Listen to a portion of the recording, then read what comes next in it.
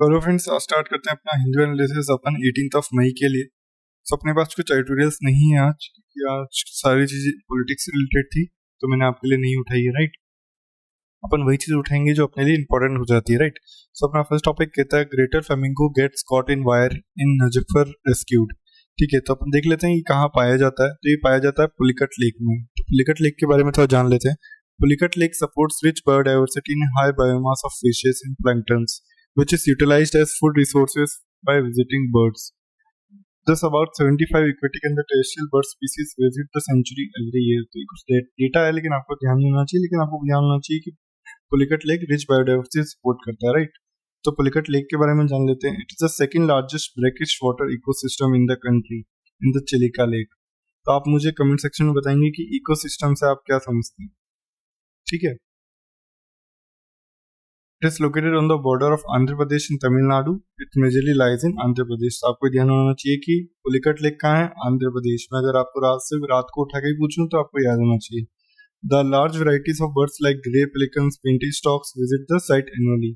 तो ये जो ग्रे पेलिकन्स होते हैं, पेंटेड स्टॉक्स होते हैं, ये सब क्या होते हैं, ये एनुअली विजिट करते हैं साइट्स को। लेकिन दोनों लीस्ट कंसर्न है, जैसे कि आपको यहाँ दिख जाएगा, grey pelican, painted stork are the near threatened species. Like, ठीक है, तो इन पे ज्यादा यूपीसी क्वेश्चंस नहीं पूछेगी, लेकिन पेंटेड स्टॉक के बारे में यूपीसी से क्वेश्चन पूछ रखा है। राइट, तो आप इस चीज का ध्यान रखें कि जो यूपीसी अपने प्रीलिम्स में क्वेश्चन पूछ चुका है वो उसको वापस रिपीट करेगा। तो प्रीलिम्स वाईक्यू आप आराम से करें। प्रीलिम्स भले 2023 के लिए कर रहे हो, 2024 के लिए कर रहे हो, 2025 के लिए कर रहे हो। राइट, तो आप इजीली आंसर आउट कर पाएंगे अगर प्रीलिम्स में उससे रिलेटेड कुछ रिपीट होता है तो। राइट, तो अपन चलते हैं अपने नेक्स्ट आर्टिकल पे। अपना नेक्स्ट आर्टिकल कहता है Kerala government approves ordinance amending hospital protection act. ठीक है, तो अपन थोड़ा ऑर्डिनेंस के बारे में जान लेते हैं यहाँ पे। तो article 123 of the Indian constitution grants the president of India considerable law making power. ठीक है, तो आर्टिकल 123 क्या करता है, ऑर्डिनेंस मेकिंग पावर देता है किसको, प्रेसिडेंट ऑफ इंडिया को। तो अगर मेंस में क्वेश्चन आ जाए ऑर्डिनेंस के ऊपर, तो आप क्या लिखेंगे, स्टार्ट किससे करेंगे, ऑर्डिनेंस मेकिंग पावर। राइट, फिर इसके बाद क्या आता है, including the authority to promulgate while neither of the two houses of parliament is in session। मतलब कोई भी, जब भी हाउस ऑफ पार्लियामेंट सेशन में नहीं होंगे, कोई भी दोनों में हाउसेस नहीं होंगे। राइट, मतलब दोनों की छुट्टी चल रही है। ठीक है, making it impossible for single house to adopt and implement legislation. मतलब क्या है, ठीक है, जैसे कोई एक हाउस आएगा वो उसको अप्रूव कर सकता है। राइट, लेकिन अगर दोनों सेशन में हो, कुछ इमरजेंसी सिचुएशन है, तो उस टाइम ऑर्डिनेंस चला के डाल के काम चला लेंगे। Ordinance were incorporated in the Indian constitution by the government of India 1935। तो कोई किसी न किसी कहीं ना कहीं शुरुआत होती है। तो ऑर्डिनेंस को कब लाया गया अपने यहाँ, ऑर्डिनेंस को अपने यहाँ लाया गया in the government of India act 1935 which granted the governor general the authority to publish ordinances। जिसने पब्लिक अथॉरिटी दी किसको, पब्लिश ऑर्डिनेंसेस करने के लिए। ठीक है, and ordinances enacted when both the chambers are in session is null and invalid. तो ordinance enact किया गया, ठीक है, वो नल एंड वैलिड डिक्लेयर किया जा सकता है अगर दोनों हाउसेस को अप्रूव ना करे तो। ठीक है, तो आपको ये प्रीलिम्स बोल देगा कि ये डिस्क्रिशनरी पावर है प्रेसिडेंट की, तो ये डिस्क्रिशनरी पावर नहीं है। राइट, वो प्रोमोगेट कर सकते हैं या विड्रॉ कर सकते हैं किनकी सजेशंस पे, प्राइम मिनिस्टर के सजेशंस पे। Right, an ordinance like any piece of legislation can be retroactive, means like वो प्रीवियस डेट से भी इशू किया जा सकता है। तो आपको ध्यान होना चाहिए कि ऑर्डिनेंस के बारे में आपको क्या होना चाहिए कि वो प्रीवियस डेट से भी इशू होता है। It has the authority to amend और revoke any act of parliament और अदर डिग्री। ठीक है, इसके पास क्या अथॉरिटी होती है कि कोई भी एक्ट को पार्लियामेंट को, जो जब कोई भी पार्लियामेंट ने लॉ पास किया, राइट, तो उसकी जितनी पावर है उतनी ही ऑर्डिनेंस की भी पावर है। ठीक है, इट कैन ऑल्सो चेंज और अमेंड टैक्स लेजिस्लेशन। मतलब ये अमेंड भी कर सकता है और टैक्स लेजिस्लेशन को चेंज भी कर सकता है। राइट, सो इट कैन और be use to modify the constitution. मतलब ये कॉन्स्टिट्यूशन को मॉडिफाई नहीं कर सकता, टैक्स में थोड़ा सिस्टम चेंज ला सकता है, लेकिन कॉन्स्टिट्यूशन को मॉडिफाई नहीं कर सकता। तो यूपीसी इससे बड़ा इंटरेस्टेड रहता है कि अमेंडमेंट पूछ लिया कि अमेंडमेंट में क्या क्या हो सकता है। ठीक है, उसके बाद ऑर्डिनेंस के बारे में पूछ लेगा। तो आपको ये सारी चीजें ध्यान होनी चाहिए। ठीक है, अगर अपन इसकी थोड़ी लिमिटेशंस देखें तो इसकी अपने पास लिमिटेशंस क्या क्या है। इसकी अपनी लिमिटेशन हो जाती है जब लेजिस्लेचर सेशन में ना हो। ठीक है, लॉ मेकिंग पावर की को एग्जिस्टेंस में कई बार देखा जाता है इसको, ठीक है। और इसको सारे हाउसेस के सामने रखना पड़ता है अगर इसको पास कराना ही है एट लास्ट। मतलब कुछ टाइम के लिए वो वैसे चल सकता है, लेकिन अगर परमानेंट लॉ बनाना है तो सारे हाउसेस को इसको पास करना चाहिए, राइट। फिर अपने को क्या पता होना चाहिए, अपने को ordinance wing power of governor, ordinance wing power of president, की जब आप लक्ष्मीकांत पढ़ोगे तो आप इजीली उसको देख लोगे। आपको एक केस पता होना चाहिए, DC Wadhwa versus state of Bihar 1987। तो वहां पे क्या किया जा रहा था, एक ही चीज को पास करने के लिए बार बार ऑर्डिनेंस लाया जा रहा था। तो सुप्रीम कोर्ट ने बताया कि आप इसको मिसयूज नहीं कर सकते ऑर्डिनेंस पावर को इस एक्ट में, ठीक है। मतलब आपकी लॉ मेकिंग पावर नहीं बन जाती है अगर आपको ऑर्डिनेंस की पावर दी गई है तो, राइट। तो ये था कुछ अपना इस एडिटोरियल के बारे में। चलते हैं अपने नेक्स्ट आर्टिकल पे। Cabinet gives approval for fertilise subsidy of 1.8 lakh crore for kharif crops. तो आज अपन देख लेते हैं कि खरीफ क्रॉप्स क्या होती है, ठीक है, उसके बारे में अपने को क्या क्या जानना इंपॉर्टेंट है। The kharif crops are often called monsoon crops because they are usually sown in the months of June and October. तो आपको ध्यान होना चाहिए कि खरीफ क्रॉप्स कब बोई जाती है, right. The monsoon months are regarded as ideal for seeding since the crops need a warm humid temperature for germination, ठीक है। तो आपको ध्यान होना चाहिए कि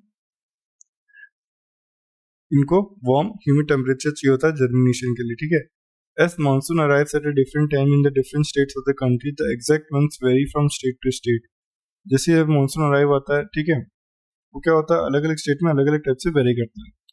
फॉर इंस्टेंस जैसे कि किसी स्टेट में जल्दी मानसून आ गया तो जल्दी आ गया, किसी स्टेट में लेट आया तो किसी में लेट आया, तो ऐसे मानसून अराइव होता है उस टाइम से डिपेंड करता है कि कैसी क्रॉप बोई जाएगी, right. For instance seeds may be seeded in the southern state by the end of May where the seed often show in the northern states by the end of June, क्योंकि north east में पहुंचते पहुंचते rain को time लग जाता है, ठीक है। Major crops planted during this season are paddy, maize, jowar, bajra, moong, urad, cotton, jute, groundnut and soybean. तो ये सारे के सारे क्या हैं, ये सारे के सारे खरीफ क्रॉप्स हैं। तो आपको इनके बारे में ध्यान होना चाहिए, अगर एक्सपीरियंस में इनसे कुछ भी क्वेश्चन पूछ ले तो आप इसको इजिली आंसर आउट कर पाए, राइट। तो अपन अब क्या करते हैं, अपन थोड़ा सा खरीफ क्रॉप्स के बारे में जान लेते हैं, ठीक है। मतलब अपन तीनों क्रॉपिंग सीजन के बारे में जान लेते हैं, राबी, खरीफ, ज़ैद, ठीक है। तो ये कब होता है, ये होता है अक्टूबर से दिसंबर में सो किया जाता है। ये जून से जुलाई में सो किया जाता है, ठीक है।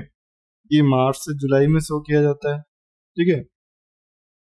फिर उसके बाद क्या आता है, हार्वेस्ट अप्रैल में होता है इसका इसका हार्वेस्ट होता है सितंबर में, ठीक है। इसका हार्वेस्ट कब होता है, between rabi and kharif crops, right, ठीक है। यहाँ पे अपने रबी क्रॉप्स में क्या क्या आते हैं, अपने रबी क्रॉप्स में आते हैं वीट, बार्ले, पीस, ग्राम, मस्टर्ड, ठीक है। अपने खरीफ क्रॉप्स में क्या क्या आते हैं, राइस, मीट, ज्वार, बाजरा, तूर, मूंग, जो मैंने आपको ये सारी की सारी चीजें बताई, राइट। फिर अपन अगर रबी क्रॉप्स देखें तो कहाँ कहाँ है, पंजाब, हरियाणा, हिमाचल प्रदेश, जम्मू कश्मीर, उत्तराखंड, ठीक है। और अगर अपन खरीफ क्रॉप्स देखें तो मोस्टली कहाँ होती है, मोस्टली अपने दूसरी साइड में, असम, वेस्ट बंगाल, आंध्र प्रदेश, तेलंगाना, तमिलनाडु, केरला, महाराष्ट्र। तो आप देख सकते हैं कि कितना डिवीजन किया हुआ है, खरीफ क्रॉप्स एक अलग प्लेसेस पे ग्रो हो रही है और रबी क्रॉप्स एक अलग प्लेसेस पे ग्रो हो रही है, राइट। तो अपन अब चलते हैं, अपन थोड़ा सा सारे क्रॉप्स के बारे में देख लेते हैं कि अपने को अगर प्लेन्स में क्वेश्चन बने तो अपन इजीली उस चीज को आंसर कर पाए, राइट। तो अपन सबसे पहले राइस के बारे में जान लेते हैं, ठीक है। तो राइस क्या है, राइस एक रबी क्रॉप है, राइट। तो इसको क्या टेम्परेचर चाहिए होता है, 22 degree to 32 degree celsius, 150 to 300 centimetre की रेनफॉल, ठीक है। सबसे ज्यादा राइस कौन प्रोड्यूस कर रहा है, तो वेस्ट बंगाल, फिर पंजाब, फिर यूपी, फिर आंध्र प्रदेश, फिर बिहार, ठीक है। तो आप मुझे कमेंट सेक्शन में बताएंगे कि अपन लार्जेस्ट प्रोड्यूसर ऑफ राइस है या सेकंड लार्जेस्ट प्रोड्यूसर है, ठीक है। फिर अपन थोड़ा सा इसकी सॉइल के बारे में देख लेते हैं, इसको लूमी सॉइल चाहिए होता है, ठीक है। चलिए तो अपन अब देखते हैं वीट के बारे में कि वीट कहाँ कहाँ ग्रो होता है। तो वीट को टेम्परेचर रिक्वायर्ड होता है 10 to 15 degree celsius, 75 to 100 centimetre soil, ठीक है, मोस्टली ये डेक्कन प्लेट्यू में होता है। ठीक है, वीट प्रोड्यूसिंग स्टेट्स कौन से यूपी सबसे पहले आता है, फिर पंजाब, फिर मध्य प्रदेश, फिर हरियाणा। ठीक है, तो अपन कौन से प्रोड्यूसर हैं वीट में, ये आप मुझे कमेंट सेक्शन में बताएंगे। ठीक है,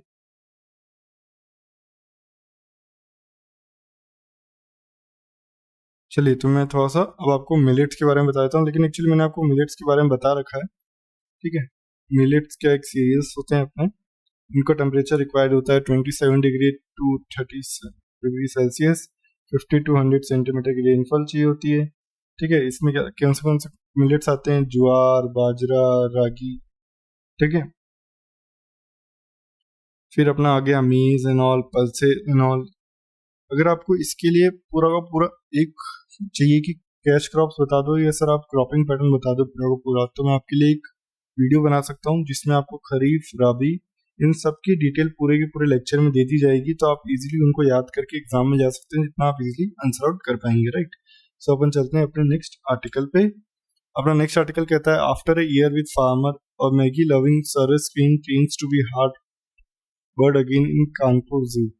ठीक है, तो अपन थोड़ा सा यहाँ पे साइरस क्वीन के बारे में जान लेते हैं। साइरस क्वीन क्या होती है?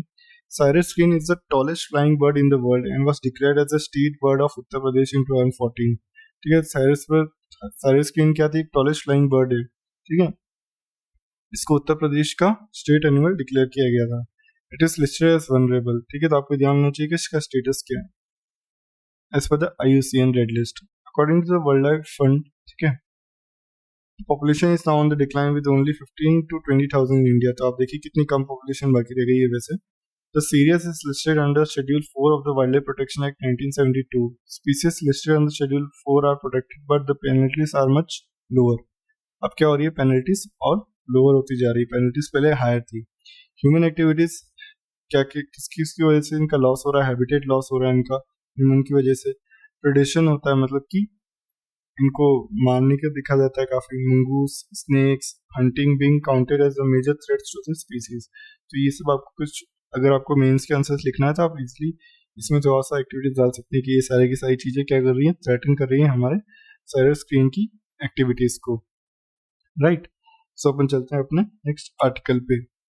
अपना नेक्स्ट आर्टिकल कहता है centre's more than doubles outlay on PLI for IT hardware to 70,000 crore. तो अपन थोड़ा सा PLI स्कीम्स के बारे में जान लेते हैं। In order to boost domestic manufacturing and cut down on import bills, the union government in March 2020 introduced a PLI scheme. तो आप ये देखते हैं किसके लिए? डोमेस्टिक मैन्युफैक्चरिंग के लिए चालू किया गया था। ठीक है, that aims to give companies incentives on the incremental sales from products manufactured in domestic units। ठीक है, ये क्या होता है? इंक्रीमेंटल सेल्स पे दिया जाता है। Right, apart from inviting foreign companies to set stop in India, the scheme also aims to encourage local companies to set up and expand existing manufacturing units। मतलब आपकी कोई मैन्युफैक्चरिंग यूनिट है, अगर आपको एक्स्ट्रा यूनिट उससे produce करेंगे तो आपको इंसेंटिव दिया जाएगा। Right, the scheme is also approved for sectors such as automobiles, pharmaceuticals, IT, hardware, including laptops, mobile phones, telecom equipment, white goods, chemical cells, food processing. तो आप ये देख सकते हैं कि कौन से सेक्टर के लिए खुली गई है। इक्विटी विलियम्स क्या करेगा? वो बोल देगा कि सिर्फ नहीं ये mobile phones, equipments, white goods के लिए है, फूड प्रोसेसिंग सेक्टर के लिए नहीं। तो आपको पता होगा कि हाँ ये कौन से सेक्टर्स के लिए खोली गई है, तो आप इजीली उस चीज को आंसर आउट कर पाएंगे। राइट, तो अपन अब चलते हैं अपने नेक्स्ट आर्टिकल पे। सो अपना नेक्स्ट आर्टिकल कहता है Why are financial regulators transferring from the labor? तो ये लोग ट्रांसफरिंग मतलब कि एक जगह से दूसरी जगह ट्रांसफर क्यों हो रहे हैं? तो अपन थोड़ा सा लेबर के बारे में जान लेते हैं क्या होता है। LIBOR is in benchmark interest rate by the major international banks in the international interbank market to lend to one another for the short term loans. ठीक है, तो ये एक बैंक से दूसरे बैंक को जो लोन दिया जाता है उसका बीच का एक बेंचमार्क इंटरेस्ट रेट है। The rate is calculated published every day by the international contract exchange. Everyday calculate किया जाता है, but is being phased out due to recent scandals and issues about its legitimacy as a benchmark rate. तो recently काफी scandals आए इसके सामने related कि इसका मिसयूज किया जा रहा था, तो अब इसको रिप्लेस किया जा रहा है अपने। ठीक है, Libre will be phased out of by June 30, 2023। तो अपने लिए देखिए सिंपल सी बात है, अगर वो फेज आउट हो रहा है तो अपने लिए इंपॉर्टेंट नहीं हो जाता है, लेकिन इसकी जगह क्या आएगा वो अपने लिए इंपॉर्टेंट हो जाता है। तो जैसे ही इसके रिलेटेड कुछ भी न्यूज में आएगा तो मैं आपको जरूर कवर कराऊंगा MFR और समथिंग एस से समथिंग कुछ आने वाला है, तो उसको अपन जरूर देखेंगे, right. According to the Federal Reserve and the UK regulators, and will be replaced with the security overnight financing rate so far. Yeah, that's what I was saying you so far. ठीक है, तो अपन इसके बारे में जैसे थोड़ा सा news में और आता है तो अपन इसके बारे में और डिस्कस करेंगे। तो आज कुछ भी आर्टिकल्स नहीं थे, आज छोटे मोटे आर्टिकल्स थे जो मैंने आपको बता दिए, थोड़े बहुत इंपॉर्टेंट। ठीक है, तो अपन मिलते हैं और एडिटोरियल्स के साथ